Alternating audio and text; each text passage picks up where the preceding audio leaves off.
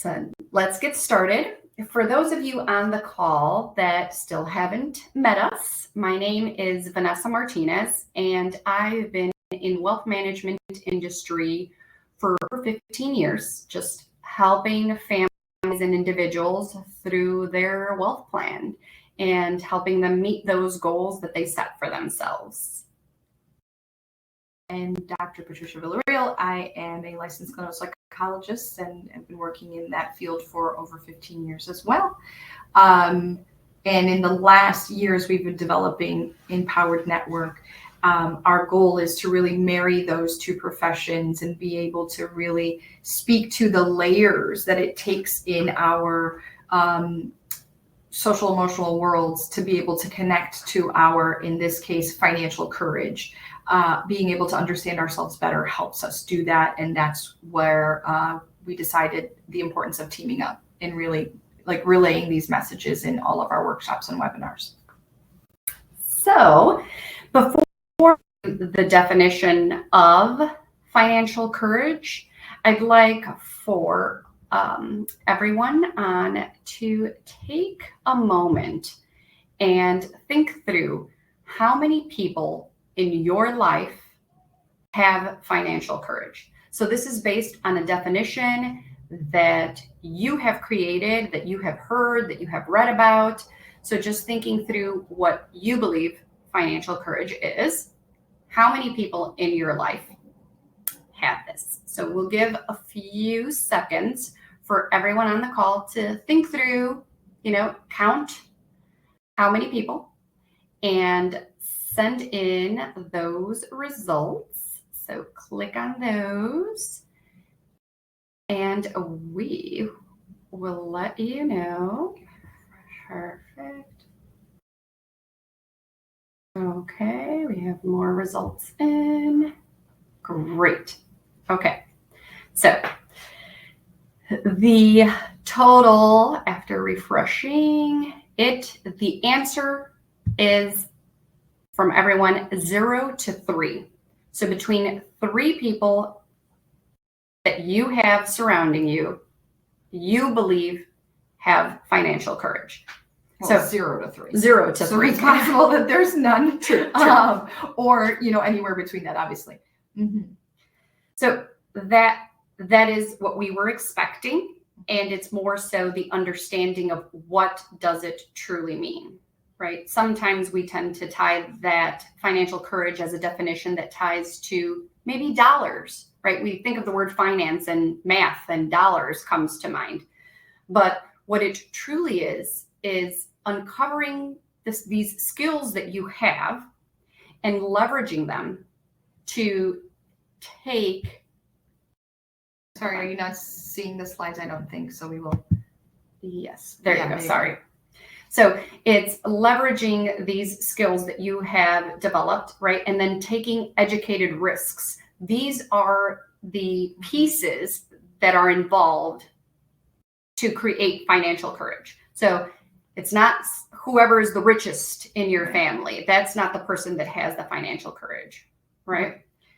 Yeah, I think some of that is of course, right? When we think of, or at least I know that for me, before, having these conversations, developing these presentations, when I think financial courage, of course, the top on my list is the people that maybe have the most economic stability or whatever, perhaps a certain economic status that allows for, which is true, right? There is some privilege in being able to have an opportunity to have more money to move around or to kind of explore how to invest these things versus in other settings. But what we're trying to really say is that, yes, while that can be true, this is accessible to everyone, no matter what stage you are in your career and developing your own financial, stability, that this is accessible. And especially just as information as we build,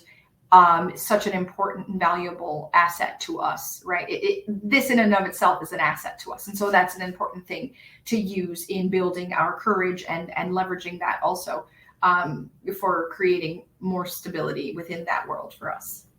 So we're going to dig a little deeper into kind of what it means, or more so, this is a statistic, just kind of like the poll that we just had out to the group listening to us right now. What do you think? This same poll was taken by Bank of America, and it states, right, the first one on courage, only 53% of women have the courage to manage investments. These were results. 44% of women struggle with paying down debt and saving for emergencies. 28% of women do feel empowered to act toward their goals, right? So the lowest percentage is the one that actually has that empowerment feeling, right? So we kind of want to switch the statistics here. And one of the pieces really important in this statistic is that the 44% of women struggling to pay down debt and save for emergencies, that belief is what makes people think, well, then that means I don't have financial courage. And that's not the case, right? And that's typically where people are placed in those boxes that, well, if you have debt, you don't have financial courage. That doesn't mean you don't have skills. Debt is something that comes with life, right? And we do overcome it by building skills. Right. So the skills are the pieces that we need to put in place. And sometimes we have them, and we'll talk about that in a few minutes. We do have the skills. We just need to uncover them and then embrace them. So the 4 phases that we'll go to today is the specific one I just mentioned, which is recognizing and expanding that financial courage, right? So let's uncover what's there and make sure that now you're knowledgeable and you say, I do have financial courage because I have XYZ skills. Yeah. And how do I expand those skills?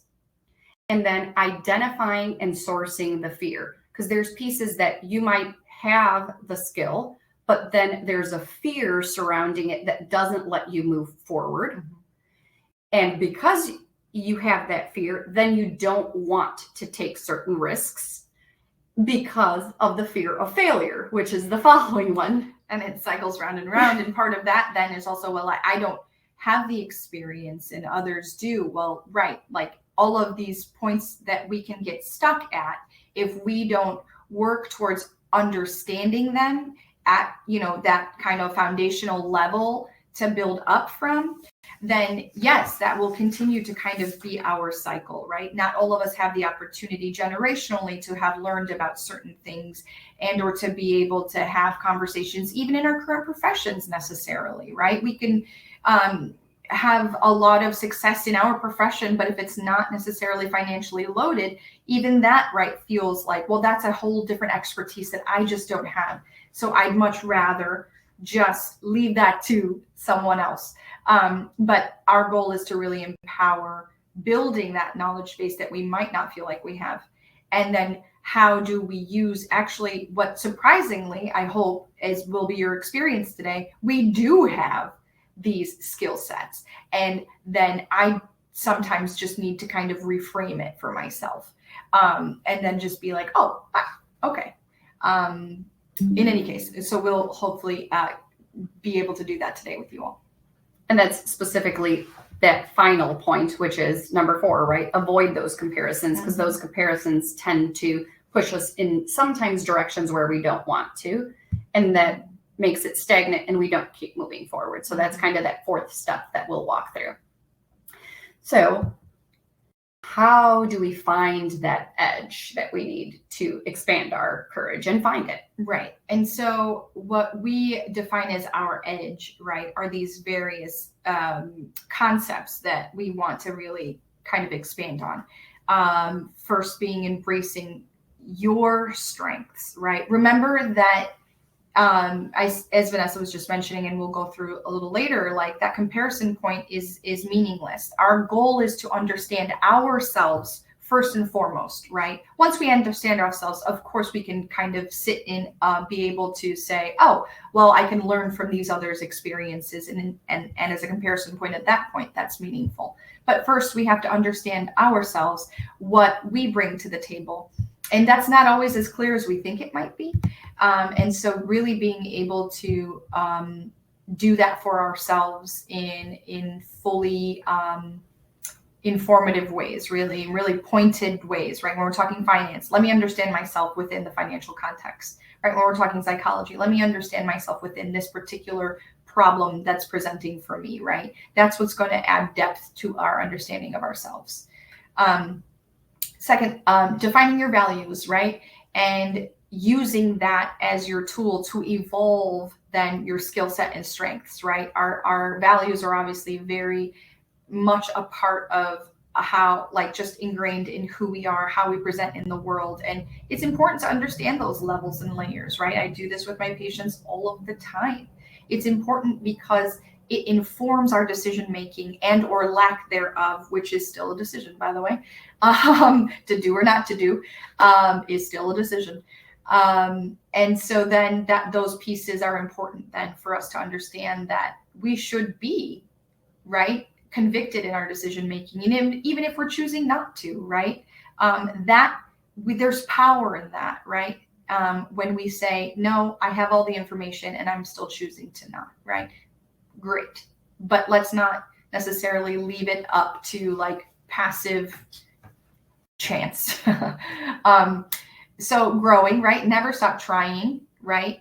No matter how many times you fail. Of course, that's difficult, right? But there is such meaningful, valuable information in when we make mistakes and then getting ourselves back up. We learn within mistakes. And of course, they're scary to make mistakes. Nobody actually likes it, right? It's embarrassing, or worse, right? It can actually have some pretty serious consequences depending on what we're talking about.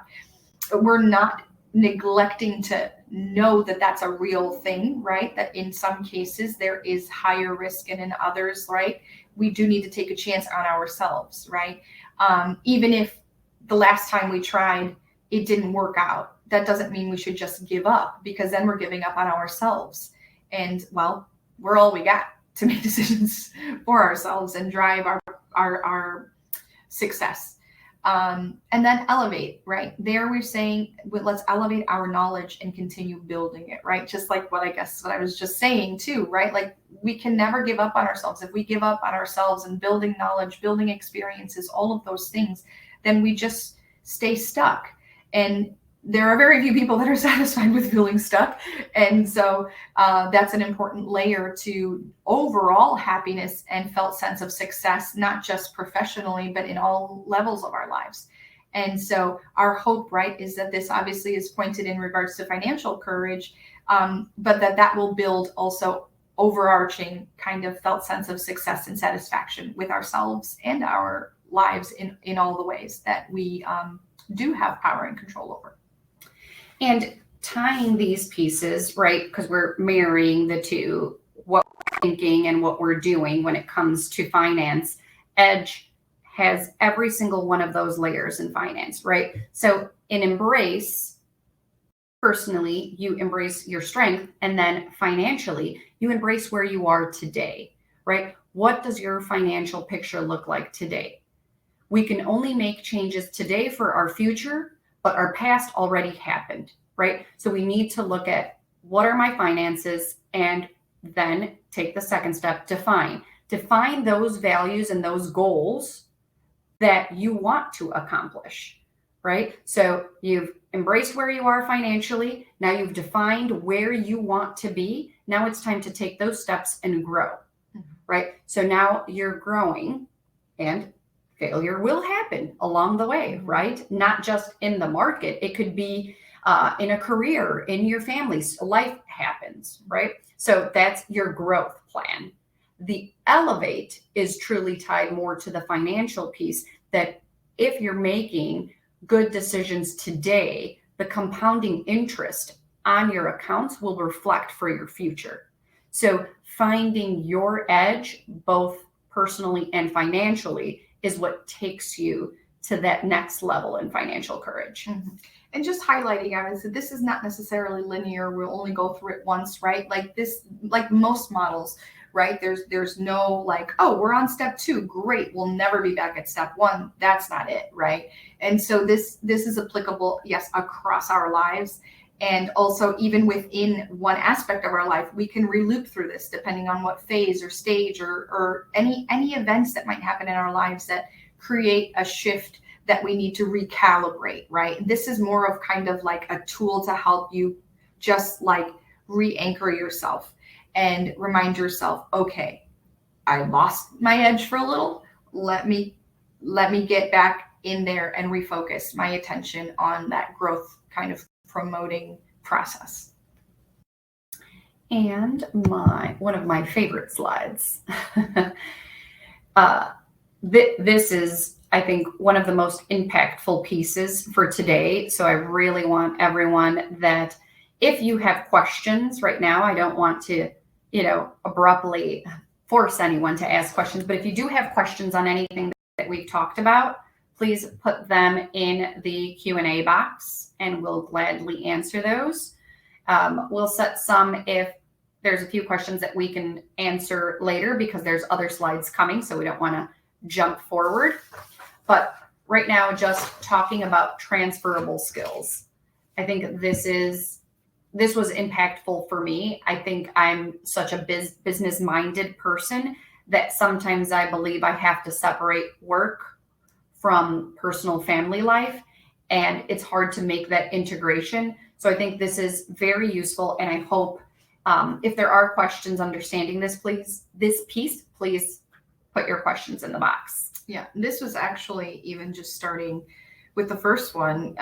This was born out of our in-person workshop as we were sitting and talking, and really, it just naturally emerged, and we were like, oh my gosh, like it's right here, right? And so just knowing that this is such a human process in identifying these pieces. So again, I think why Vanessa is saying like this was so impactful was because we were just like, look, right? It just kind of like hit us in the face about like, that is, for instance, negotiation, the one that I'm thinking about specifically. We were just talking about these things and how we think that it's in this framework that we think is something either we have or we don't have. And it looks just like this, right? It's packaged in only this particular way. And as we were discussing these things, and specifically as we relate to negotiation in our workshop, we were just like, oh my gosh, of course we have strong negotiation skills, right? Some of the examples that we came up with in that were kids' expectations. If you all are parents that are logged on, and even not, I think we have the same with our partners or with any people that we engage with, right? We are constantly engaging in negotiations of our boundaries, expectations, all of those things. So one of the examples, well, we have two here, but one of the examples is being like kids' expectations, right? So tablet time, shower time, homework time, when are we getting this done? And when can we move on to the fun things? Well, before you do that, like before you get tablet time, remember you have to finish your homework, or as soon as you get home, you do this. And as soon as you finish your dinner, you get dessert. And I mean, I don't know how many layers of that, right? We go through on a daily basis if we have children. And if not, even like with our spouses, right? Right. Just deciding date night, right? Like, okay, where are we going? And when are we going? And what day are we going, right? Thinking about any of those things, I think, is constant negotiations, right? We have to consider ourselves, our needs, our wants, and then also understand what the others' needs are, and then put it into the bigger picture of ultimate goals, right? And you put that all together, and that's happening even in the smallest of examples throughout our life on a daily basis. I think it's not focused on enough, and this is why it's very dismissive, right? So if you're just at home, then how can you see the business world? How can you understand what it is? The difference is you can have 5 children, and for you to negotiate between every single one of them, what they do and how they do it. I mean, I wish there was a rule book, right? And you could just say, all the kids, you come home, you do your homework, and then you go to the next step. Unfortunately, every kid is different. So you can't set the same exact rules for every single child, which means you have to sit there and think of, okay, what negotiation skill am I going to use, even though you're not telling yourself that. Right. That's not how we're thinking about it, but that's what's happening. Yes. I think those are the pieces. And you mentioned, right, girls' night and date night, right? We all love girls' night. Of course we do. I mean, I truly love it. But to do that, I need to manage schedules. I need to manage my schedule, my partner's schedule, my kids' schedule, right? That takes a management skill. It doesn't just happen, right? Because if it just happened, believe me, the restaurant wouldn't have your reservation. Your husband wouldn't be available. The kids would be left at soccer camp, right? There would be a mess if you didn't have the management skill. Yes. But you don't think of it like a management skill. Yes. You're just like, I'm just mom. And it's not just mom. You definitely have negotiation, management, and one of everyone's favorites, not communication, because it's one of the most difficult ones, right? Communication is so difficult. It is, I think, the key to success in absolutely everything in life. Everything, right? Anything that involves a human. Oh, everything. The communication is essential. And in order to have healthy communication, again, even just what we were talking about a second ago, we need to understand ourselves. When we understand ourselves and what I call the underneath of what we're actually wanting to say, then we're cutting down on time. We're cutting down usually on conflict as well. And then we're able to actually get the point across that we're trying to get across. That's not always easy, right? Because you have your perspective and point of view, and you're trying to communicate that to another. Well, as soon as words leave your mouth, you lose power over them, right? And your hope is that you've communicated well enough that that person can receive your intention, right? And hope that then that impacts their perception of that. And now that other person has a completely different perspective and point of view. And that's why communication is so difficult. That's why any relationships are so difficult. But also understanding that there are so many times when we do this successfully. And when we're thinking about major conflict and the need for communication there, which is usually when people are like, oh, they don't have good communication. Well, perhaps in a moment that wasn't a good example of communication when there was conflict or tension, even though I argue that conflict and tension can be good because it means we're being honest and vulnerable. In any case, that is a bit of divergent from the topic. I can't help myself. In any case, point is we are constantly doing that. Some of the examples that we came up with that are here are related to vacation time, managing schedules, right? Planning a vacation. We need to be able to communicate these things with one another. That's also kind of a managerial thing, right? So we have to be able to get however many, if anybody's ever planned a family vacation, holy moly, right? Like there might be 10 people involved with one goal, which is just to get out and wherever you're going and just be at peace there. Well, that takes a lot of work and it requires a lot of open communication. And sometimes we have to be the leaders in that. And we have to understand that that's a skill set, right? Like maybe at work, I feel like, oh man, I feel like I'm not communicating my need, my goal, my intention. I feel unseen, unheard. Well, then we need to maybe work on how we are presenting ourselves in those spaces. And the point that we're trying to establish here is that, of course, we have these skill sets. We use them every day. Do we have to refine some of these skill sets? Some of us need to refine some of these more than others, right? Some of us don't necessarily negotiate. We just kind of are like, let's just go with the flow, right? Some of us are just kind of like, let another perhaps manage some piece of that. And or communication, it's like, I just rather, again, go with the flow and not necessarily insert my piece, even if I do have a differing opinion, right? Which kind of ties into confidence as well and courage. And so what we're saying is that it's here, let's just refine it. And these are transferable skills to the financial sector. Right. And I think that's one of the important pieces that, and statistics, other statistics besides the ones that we showed today, will demonstrate that women tend to take the back seat when it comes to finance for multiple reasons. Some of those are because they feel they lack the skill set.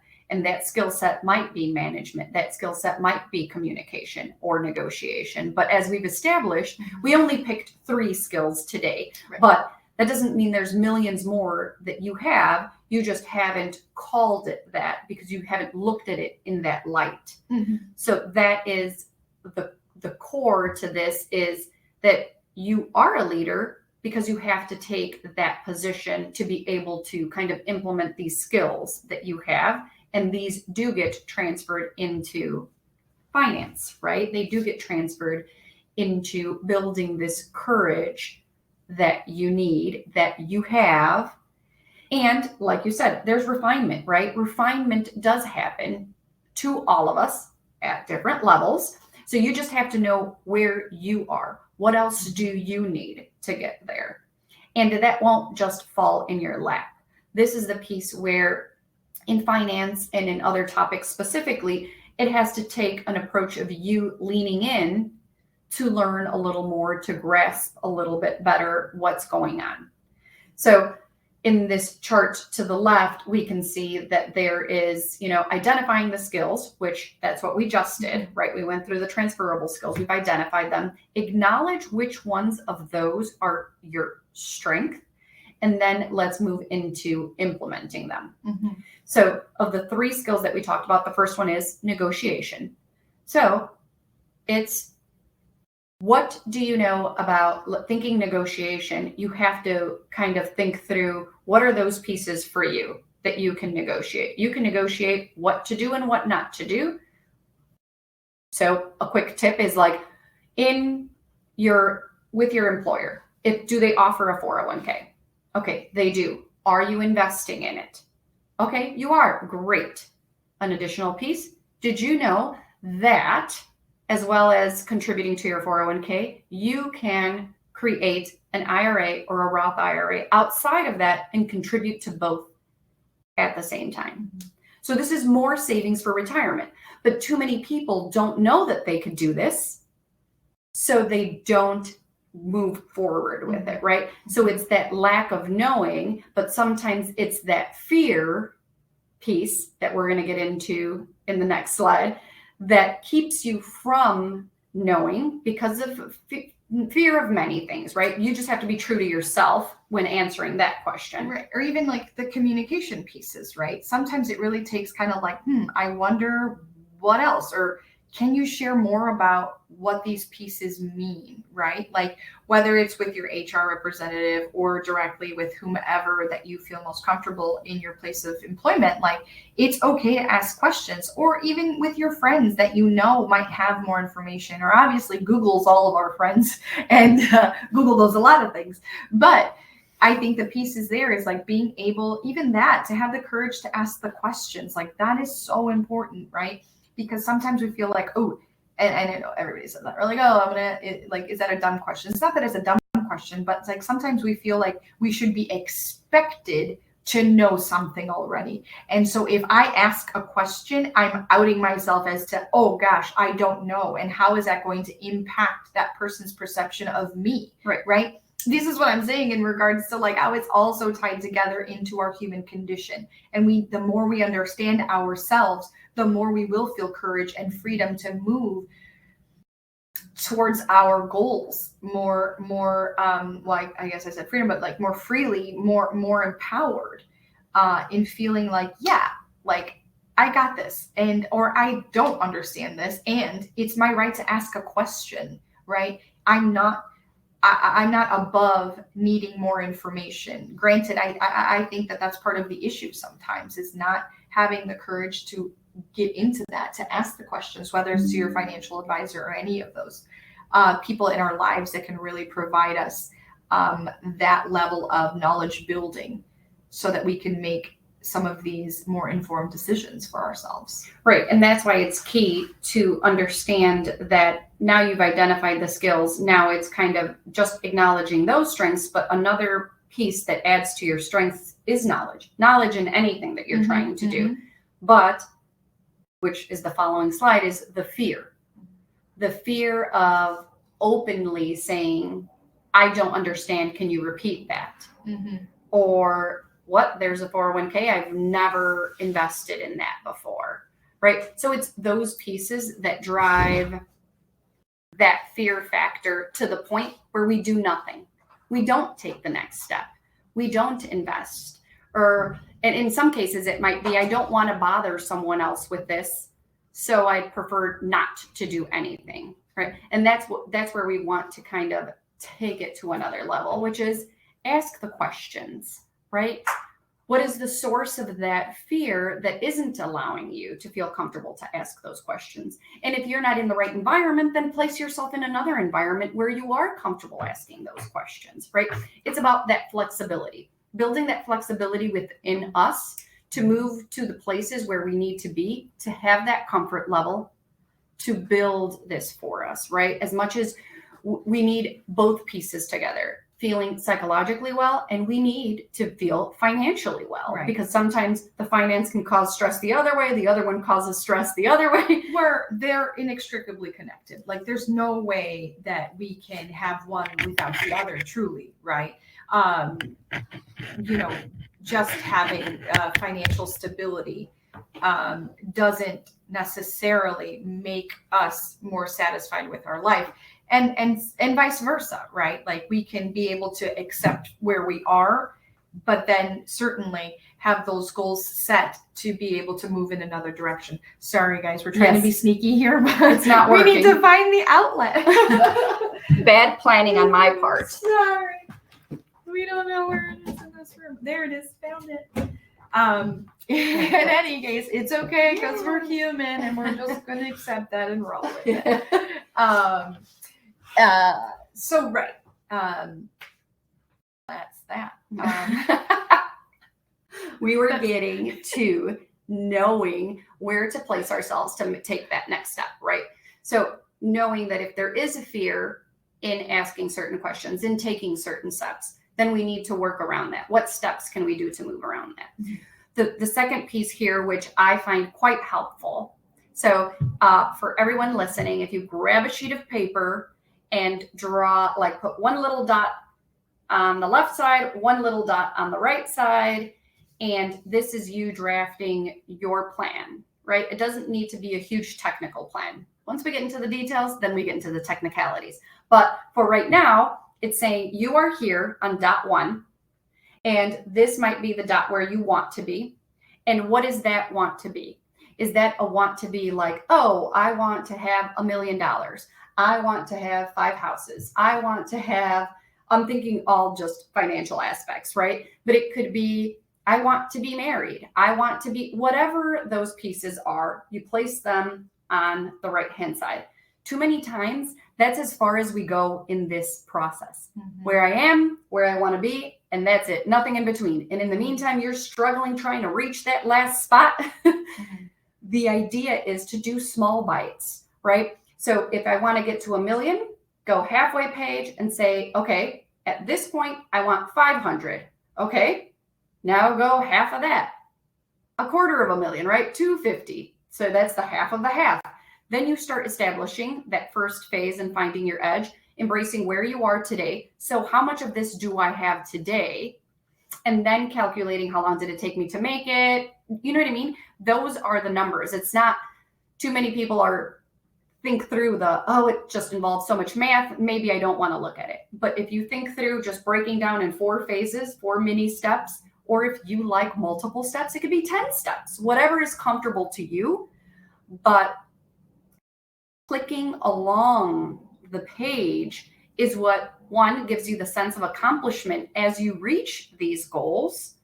What I believe, obviously, because this is what my industry is, right, is having someone that kind of holds you accountable. Mm-hmm. Too many times we build a chart and then there's no one there that kind of handholds us, or at least gives us the boost or the reminder, right, or a helpful tool along the way, right? So that's the management piece. You need to know where you are, know where you want to be, and set these mini goals to get there. And it ties specifically to communication. That's the accountability piece, right? Mm-hmm. It could be your partner. It could be someone in your family. It could be an advisor. And they might even help create even larger goals or different goals, right? And that help build this what once was a two-pointed sheet with a straight line through it that makes it creative, right? Some of us are crafters here at Bedazzle It, right? So let's add all those pieces. Also, just also, but taking into account those pieces that make us happy along the way, because life is hard enough as it is, to not have built-in pieces that bring that joy, right? Too many times when you think finance, you're like, a budget, cut down on expenses, do this, do that. But there are so many joyful pieces that you say, I'm going on vacation. I'm going to take a family vacation. I'm going to do that next year. That means each month I save this much, we get it there, then you celebrate the goal together. That's all part of negotiating, management, and communication that takes you through this great cycle. And then you embrace that financial courage you have. Right. And it's certainly not just like a bunch of, checking off boxes, or even, I'm certainly a fan of like timelines and, breaking up bigger goals into more short-term, short-term goals.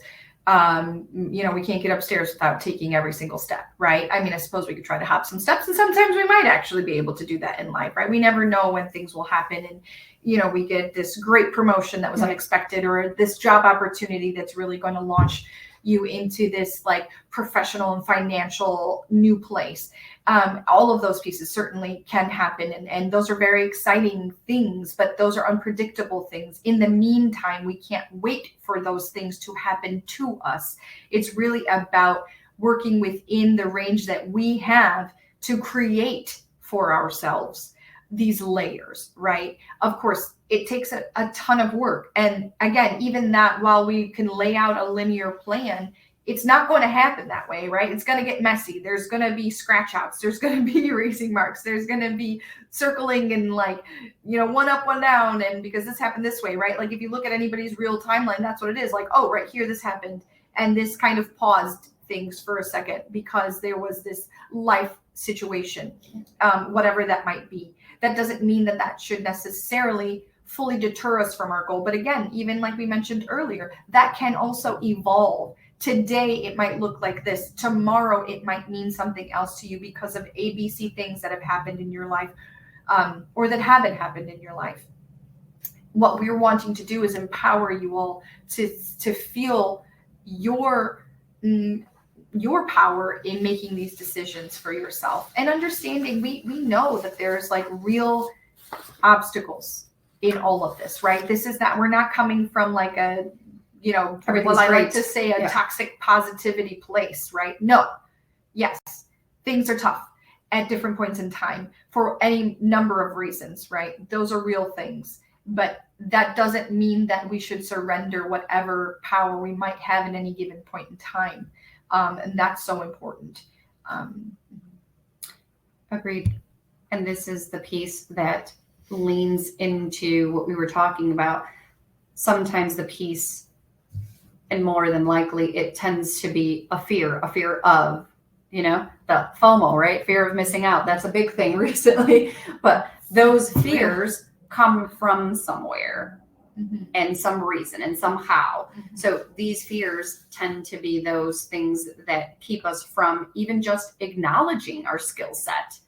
And this is why in the beginning, the poll, when it's how many people have financial courage, thinking it was just around dollars, it was 0 to 3. But if we think through all of these skills that you have, that many around you have, right? That is when you truly can embrace that financial courage of all the people that surround you. But first is, let's sit and identify, what is it? What is your fear? Yeah, this is a piece that obviously is so important because it's not as easy as it sounds, right? Like we have, for some of us for very many years, have created a lot of really strong defenses against really seeing some of these things, right? Or fully acknowledging them. Sometimes we're just like, ooh, like finances, it's just so boring for me, or it's uninteresting for me, right? And I mean, there are probably parts that are beyond the scope of what we really need to know, right? We don't need a master's or doctoral level understanding of the financial market and economics necessarily to be able to build right? What we want to for ourselves, our financial stories, right? And legacy. But sometimes we have to just really face like, well, why am I so disinterested? Why have I taken a back seat? What is that loaded in, right? And maybe we don't identify it or label it as fear per se, but there's certainly something that's keeping me from exploring that part, that very real part in all of our lives, right? No matter where we are currently, where our bank accounts are right now, right? Finances are real for all of us, right? And we are in that world whether we like it or not. And so kind of like surrendering to our involvement in it doesn't really help us in any way. But identifying the reasons why we might have, I don't know, this felt sense of avoiding, right? Usually when we're avoiding, there's a fear or anxiety behind that. And so let's look at that. Maybe that's loaded in our history. Maybe that's something to do with our present. Maybe that's the fear of, you sometimes, believe it or not, right? There is sometimes a fear of success, because what would that mean then, right? And so all of those pieces, right? Really exploring the meaning of. I think that's what takes you to the next level, right? Exploring the meaning of, because as I've sat with multiple women, one of the, I believe, an answer given is the lack of interest. And I can completely understand, right? I might truly love it and I can study it every day and I can learn about it and it's so exciting. And every new thing in the finance atmosphere just is enticing and exciting to me, right? But I get that that is not common. But when you just say you're disinterested, then probably it hurts me a little because I love it so much. But at the same time, it hurts me for the other person because I understand the need for them and the value that it can bring if they just placed a portion of their time of interest into it, and a portion maybe a little more each time, right? So one is just at least being involved, understanding where it is, why it is. And it's always easy enough to say, my spouse takes care of that, right? Because it's always nice to say somebody else is taking care of something, right? I like that for absolutely many, many things in my life. I like that for you. I like that. But I still need to understand, and because it is such an important factor and it drives many decisions and pieces that are legacy builders for my children, I need to be more involved, right? And that is what I believe would be great to identify truly what is that reason for disinterest. And I think that's kind of what brings you to the third step, which is change. Yeah. Well, and even just sourcing, right? Like once we identify a fear or a reason for it, like we can also source that back to an experience, right? And understanding that, I mean, and we do this all the time, right? I do this all the time with my patients, and I'm sure you do this all the time with your clients as well. It's kind of like, okay, once we source it, then that gives us an opportunity to choose, to just, sometimes I'll say kind of just like really kind of break some chains related to whatever the source of that is, right? There could be really historically meaningful reasons why that fear is really there. And also, we have to keep moving. If we stay stuck there, then we're stuck with that fear in that source of it, right? And we kind of surrender sometimes our power to those things. And that's our goal to not, right? To help you all see the value in not just surrendering to any of those things, but rather really taking action and creating the change. And so in understanding how to create change, right? Like you guys, you know, might be saying like, ooh, yeah, this sounds so good. Or like, ooh, I see myself in what they're talking about. I mean, I hope so. In any case, at least you do, yeah. In any case, like, and then it's kind of like, that's so exciting. Sometimes when we're writing on the tails of something that feels really exciting and like fuels us and motivates us, it's just like, yeah, I'm going to write that list and I've got the dots. I've got the dots, Vanessa. Yeah. You know, So proud of you. So proud. It's okay if you don't. In any case, we need to understand how change occurs, right? Because there's times where I'm sure if we can think and reflect on any moment in time when we wanted to change a behavior, I can think of one in particular that I've been in a certain stage of change for quite some time and still have not made the next step for myself. And I'll give that example in a moment. First, I'm going to name the stages, right? So in the 1970s, these two theorists, Prochaska and DiClemente, decided to really investigate, like, why is it that some people, the study was focused specifically on like quitting smoking. Why is it that some people can quit smoking and just like first try and they're done? It's not a thing. Years later, yeah, I did it and now I don't. And then others have such a difficult time overcoming, even though their heart and their mind really want to commit to this change, right? And they've done all the research and they understand it. It's still, they stay stuck, right? Or kind of like come on back to it. The pieces of this is like understanding what stages of change that we're at, right? So these 5 stages are the following. One is pre-contemplation. And so basically what that means is pretty much what it sounds like. This is a stage where we're not even considering a change, right? We're like, I don't know. I just don't feel like it's worth the time, effort to create this change. I don't think that I really need to. Like, I don't see a problem. Great, right? And that's fine. I mean, you are where you are. We have to be honest with ourselves, right? The second would be contemplation. Although I suppose people in pre-contemplation would probably not be logged on. Sure. Maybe. Hey, if you're there. 2 would be contemplation. So at this point, I'm considering, I think I probably need to make a shift. Yeah. That's the official definition. In any case, we're thinking about like, well, this could be really beneficial for me if I do take this step.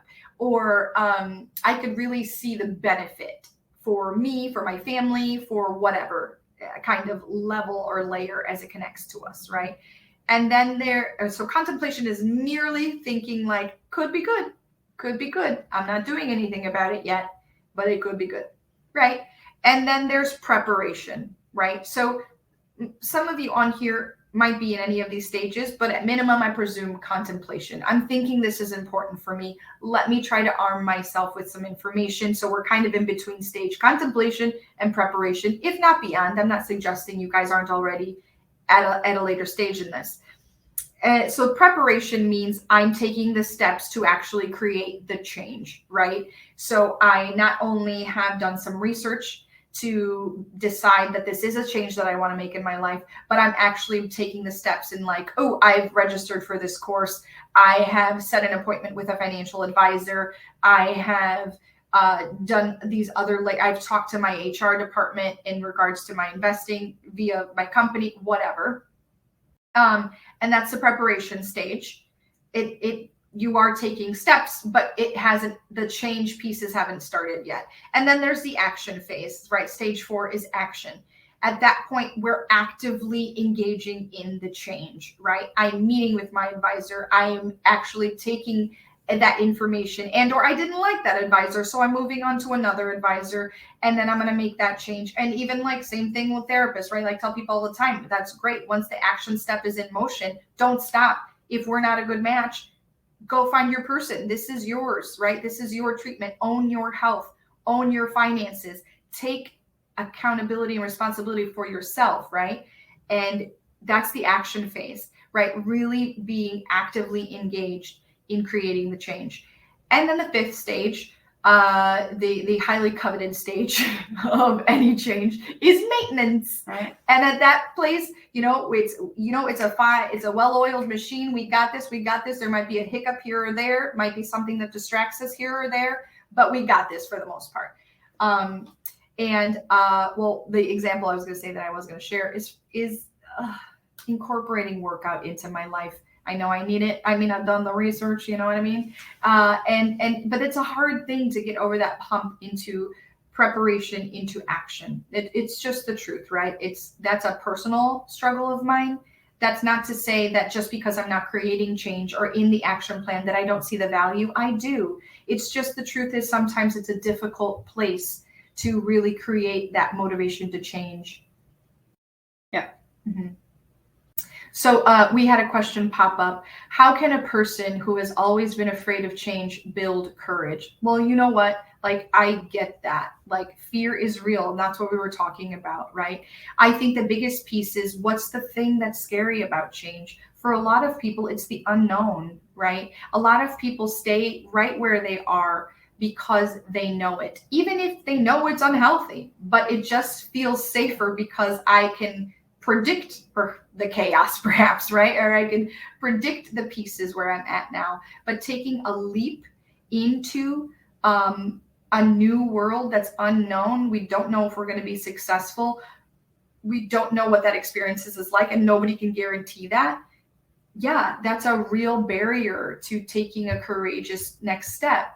I think that the pieces to that are important is, you have to be willing to really invest in yourself and understand that it's worth it to at least get into a contemplation or preparation stage and really kind of practice what would that look like, right? And then at the end of the day, unfortunately, even if it's a very calculated one, it has to be a risk, because there is no guarantee.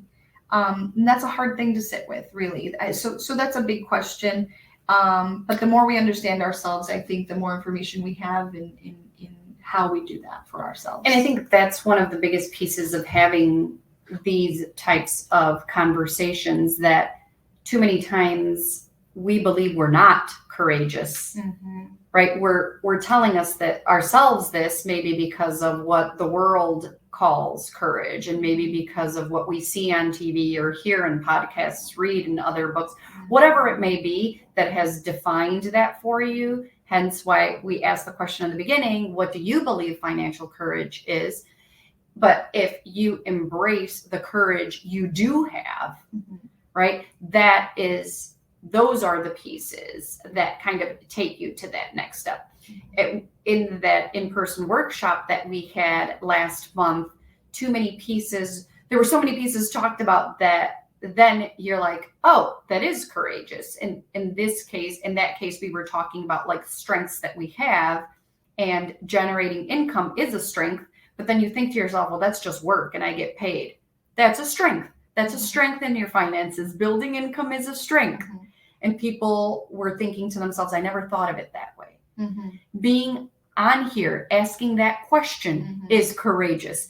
And as minimal as you might believe it is, that's because of what you've been surrounded that makes you think it's minimal when it's not. Right. It is being courageous to want to take the next step, to ask these questions, to put yourself out there. That takes courage. And the piece that's the step 4 of all these phases is avoid comparison. Sometimes what we say is, well, I'm not as courageous as her, so that means I'm not. So I don't use the as, I just say, she's courageous, I'm not like that, that means I'm not. Right. And that's not true. Or even like, oh, well, look at her, she looks so confident, right? We don't know what it takes for any person to get up and going every day of their lives. We don't know that. We know what we interpret as being confident, but that doesn't mean that doesn't take that person a lot of intentional work to get to that place, right? Or that doesn't mean everyone suffers from some sort of self-doubt, self-questioning about our abilities in various different areas of our lives. And so we're not alone in that. And sometimes that's what the problem is that we feel like we're the only ones feeling that way. But the truth is that everybody struggles at one point or another, on one topic or another, struggles with their confidence in a moment, and then their ability to kind of like really push themselves in a courageous way. But if we wait, then we just don't act. Right. And that is the next slide, which is taking those risks and accepting the failures that will come, right? There's no way that one can live a whole life without failures. And that's what we learn from, right? We don't intentionally want to fail, but these things will happen. So first step in kind of helping with the courageous piece is, if you feel you want to be and we should be, right, more prepared before we jump into that next step. Let's recognize what is the risk involved, right? Specifically when it comes to finance, what are those pieces that I need to acknowledge, right? That there's risk in the market. Yes, there's risk in the market. And that's why I don't want to go in it, because I don't want to lose all my money. That's typically what people say. And that's why they don't invest. What they don't realize is not investing is also a risk, right? We have inflation today. So you want to not invest, that's fine. Your dollar isn't going to be worth today. It's not going to be worth tomorrow what you put in there today. So that's the risk you're taking. But you're willing to take that risk because you believe you're not taking a risk. By doing nothing, you're like, I'm not taking the risk. Yes, you are. You took the risk to not do anything. Yeah. And not really give yourself an opportunity, right? There's major risk in not taking opportunities. Certainly we want, though, calculated, educated risk. Yes. This recognizing risk would be, for instance, in our contemplative stage, right? Like, what's the value in doing or not doing, right? And that's kind of what we would want to sit with in regards to like financial courage and steps and change that you might want to create, right? Yeah. And then just walking through the 5 stages that Patty talked about earlier, then we have to prepare, right? So this is the study part. Now you're in preparation mode. So before you go ahead and to make that change for yourself, you need to prepare. Preparing in finance means just learning, right? Let's uncover what are my options. Do these options tie to my values, my goals? Does this work for me? That's your study portion. And then you've evaluated your risk and it's time to make that decision, right? Now it's time to move forward. Right. Do something, because this is educated risk. Nobody wants you to jump off a cliff not knowing that the water is 60 feet down, right? You can jump off a cliff if you've looked over and you're like, 5 feet, I could do this, I'm okay, right? You've made an educated decision, you've checked, and now you're willing to do it, right? Because your risk is at your level. You don't have to take the risk that the person next to you is taking or the risk that other people around you. You're going to take the risk that fits you. Yeah. But you need to sit and walk through these phases to get you to that next level. And this is, so when Patty and I were talking, prepping for the call today, it was listening to those phases, and it makes sense, right? Where are you in these 5 phases? Why don't I go on a diet? Why don't I take that next step or the other?